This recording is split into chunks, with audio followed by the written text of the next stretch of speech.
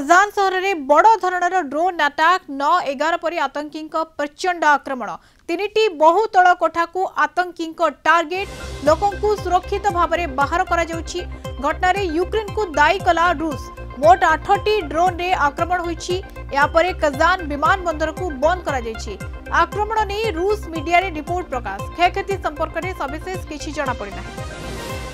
इस संपर्क में अधिक आलोचना करबा ब्रिगेडियर अभिमन्यु राउत प्रतिरक्षा विशेषज्ञ आम सहित जोड़ी होती। ब्रिगेडियर राउत आपको स्वागत करुच्ची कलिंग टीवी को। ये बड़ धरणर ड्रोन अटैक रूस कजान सहर रे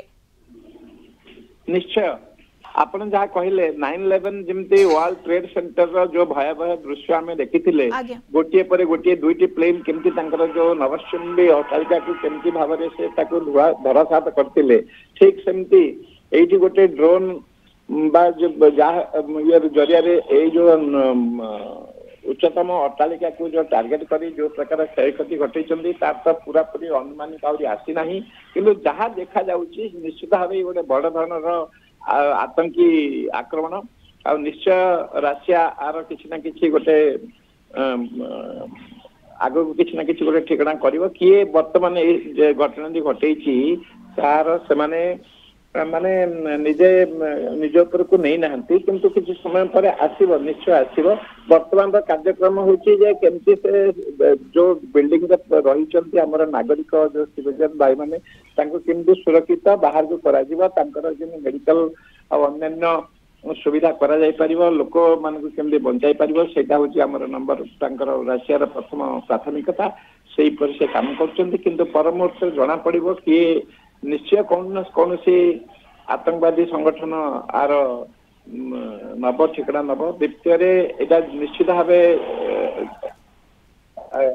आमर जो राउत वर्तमान समय ये अटैक ये हैपनिंग निहाती भाव में युद्ध को आहरी बढ़ावा देव जो रूस टिके डाउन होता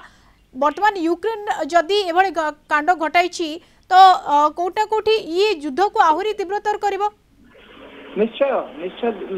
युद्ध को आगे तीव्रतर कर जो शांति वार्ता जो मैंने चेष्टा करते ये दुई दल को आग को आने से दुई दल आसबार पर देखा जाऊना कहीं आ भर जो प्रकार माने वक्तव्य मान आटर जे आम निश्चित भाव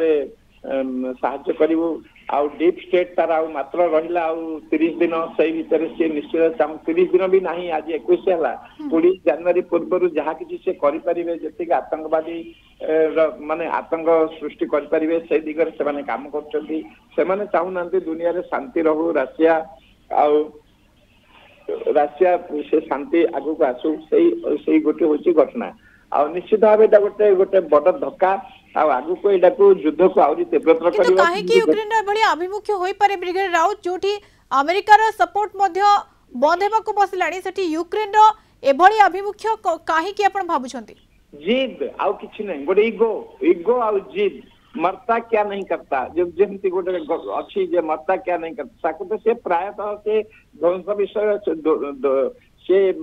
एते बम माड़ हलानी एते एयरक्राफ्ट अटैक हलानी इस प्रकार रे यूक्रेन रो व्यवस्था अवस्था दुई जाक माने उजड़ी जाइछि आ वर्तमान से तो पूरा पूरी भाव तल को आसी तथापि शेष मुहूर्त रे किछि ना किछि से काम करबा को नाटो ताको साहाय्य करछि अन्य देश साहाय्य करछन्ते अमेरिका रो शस्त्र आछि आर्थिक सक्षमता रे से अछि तेनु करी से किछि ना किछि देखैया को चाहे करबा अर्थात नाटो बड़रे बलियान वर्तमान समय यूक्रेन को जाई पारे निश्चय अस्त्र शस्त्र आश्वासना ट्रेनिंग लोकंकर जो उपदेष्टा समस्ते सहित लड़ी कर प्रकार से दौरान गोटे डायरेक्शन दौरान गाइडेंस दौरान जे या करे ताहाले निश्चय से चाहते पुतिन जेकोसी प्रकार गोटे परमाणु बम केमती पकई दे ताहले से दुनियार समस्त देश आगे से निंदित हम तार अर्थ व्यवस्था आउ तार जो शक्ति से सब क्षीण हम से एकचाटिया एक घरिया ही रही माने चेष्टा कर 20 जनवरी पूर्व ट्रम्प विजय गाथा प्रेसिडेंसी शपथ पूर्व ये सब डिस्टेट करुच्ची नाटो भी ये उत्सुकाइबा भली घटना हेउची एवं ये आहुरी बढ़ावा देबो कि गोटे बड़ प्रश्न ए घटना परे रूस आहुरी प्रतिशोध परायण होई उठिबो कि एवं आगामी समय रूस रो स्टेप कोन रहबो ता ऊपर मध्य नजर। धन्यवाद अधिक आलोचना पई ब्रिगेडियर अभिमन्यु राउत प्रतिरक्षा विशेषज्ञ जोड़ी होती है सविशेष आलोचना।